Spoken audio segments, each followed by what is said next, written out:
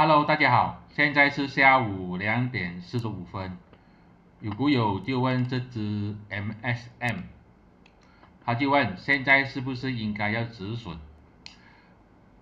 可以看到它的股价呢，刚刚好就是在这个蓝色线跟这个灰色线1.05。如果今天收盘价跌破1.05，这个就是卖出去套，要卖了哈。1.05跌破卖出去，4点45分的时候去注意一下。但是我们可以看到呢，它的 K 线呢图呢其实已经不漂亮了，很大机会是会跌破这个支撑1.05的。它的这个红蜡烛一根比一根长，就是说下跌的这个 momentum 呢是越来越大的。1.05，个人认为应该是守不住。